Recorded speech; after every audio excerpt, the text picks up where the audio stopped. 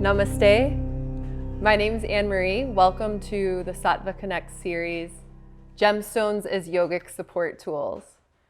In this episode, we're going to explore the use of gemstones and crystals in your personal living space. So one of the really important things to remember as yogis is that we're not just living as yogis when we're on the mat.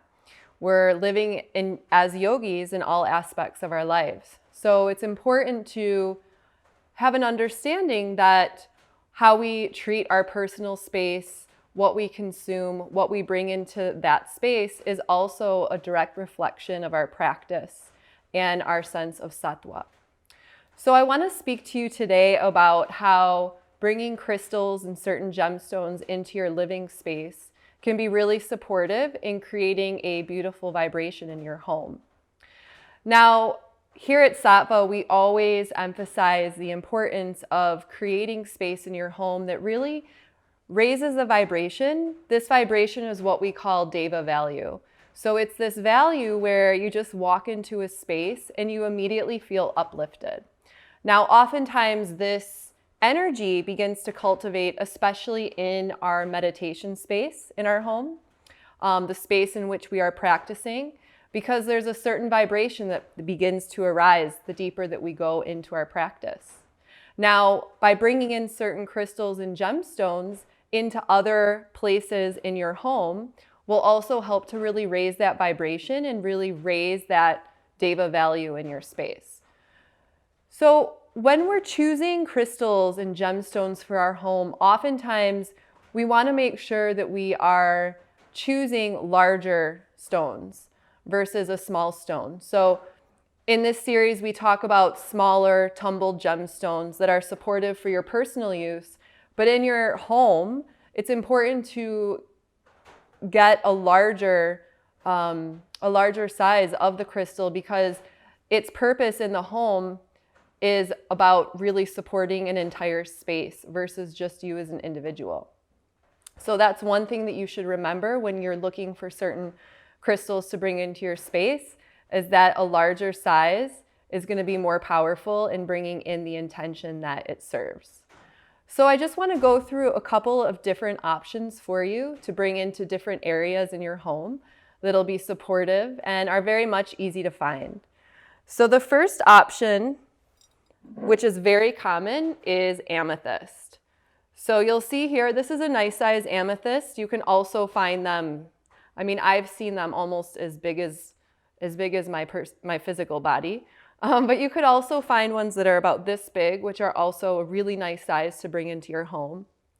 But amethyst is a beautiful crystal that really has a nice spiritual energy. It really cultivates a healing energy. They're also very supportive for meditative purposes.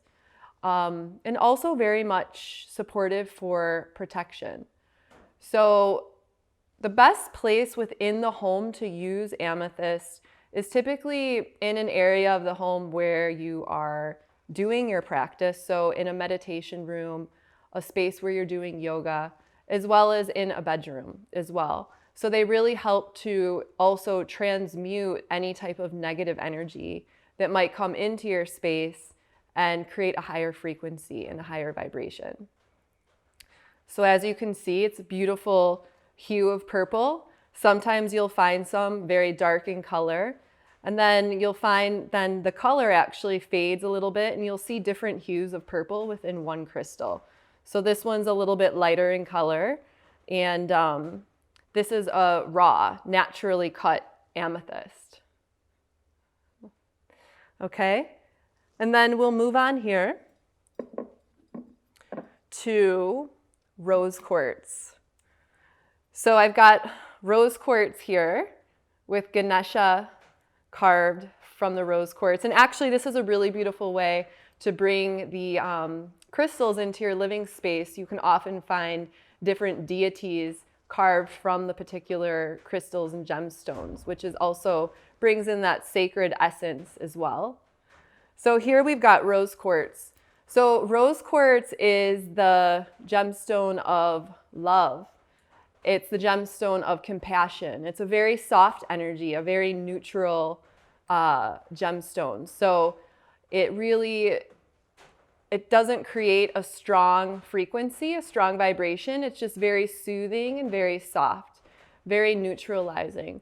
So when we bring this into the home, it helps to also invoke these values of love and softness and compassion.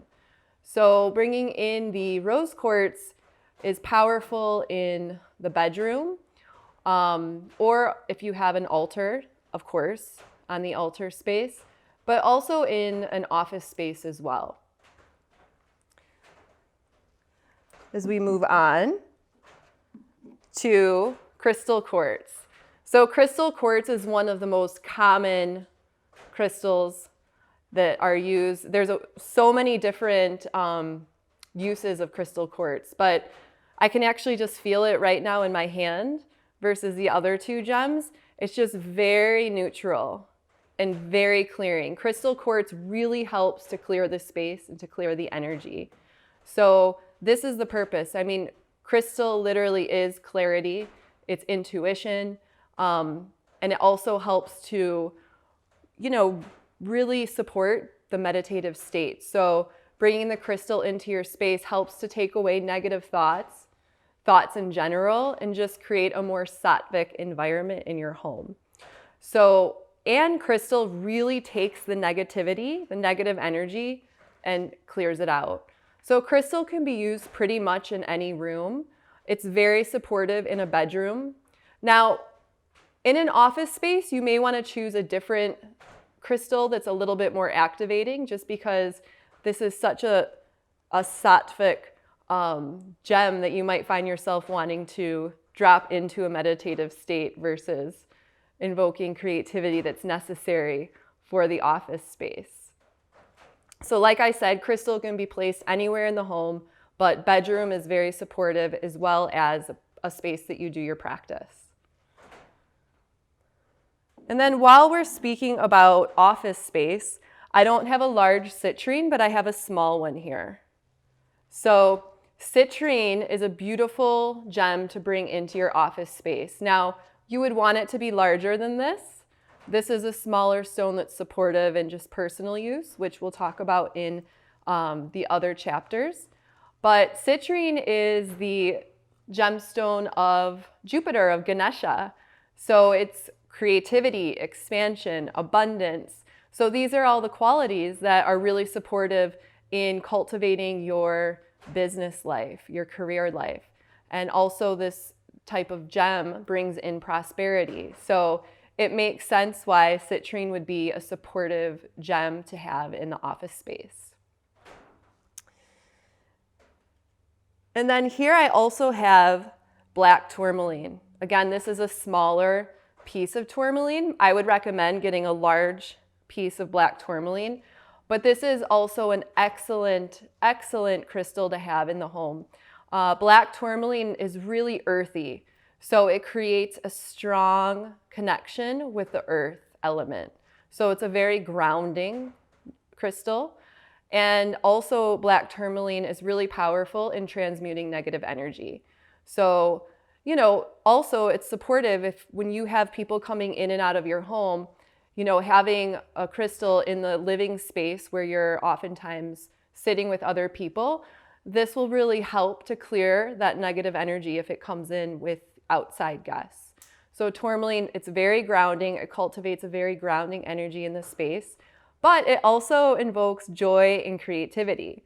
So that's also a really beautiful energy, because we all want to bring joy into our living space. And good places to put tourmaline would be in the hallway or close to the entrance of your home. So immediately upon entering, you feel the energy of the crystal. And then the last one that I actually don't have here with me today, but most of you are probably familiar with it, is called halcite. So this is the Himalayan pink salt. So a lot of times you'll find the Himalayan salt lamps. They come in all different sizes, from small to large, but they're usually pink in color.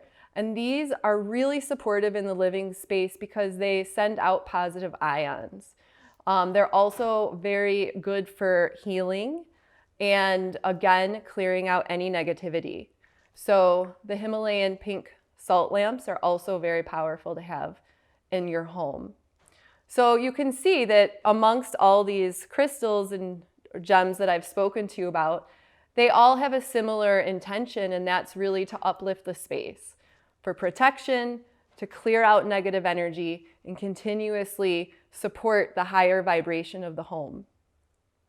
So it's important that with that, we're making sure that we're cleansing these crystals on a regular basis because they're absorbing so much, not only from you, but the people that are coming into your space. So it's important that we're cleansing them on a monthly basis. So there's different ways of cleansing the crystals. One of the most common ways is to charge them under the moon. So a lot of times people will create a ritual on every full moon to do the cleansing of their crystals.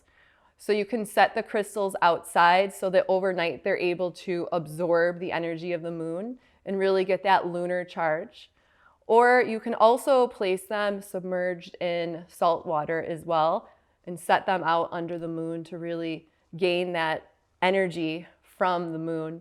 Now, when we're charging them under the moon, they're having this quality of deeper healing. If we were to charge them under the sun, sometimes they might get overcharged. So it's always most supportive to do it under the moon. Now, if you need to do it before the moon, you could always bathe the crystals in water. And then also another way would be to just light a incense or Palo Santo or sage, hold it, and then simply run the crystal through it so that it's cleared through the element of air, through the smoke. I hope this helps and is supportive in creating your sacred space at home, really cultivating that high vibration and that healing energy so that when you arrive into your space, you just feel at ease. Thank you so much. Namaste.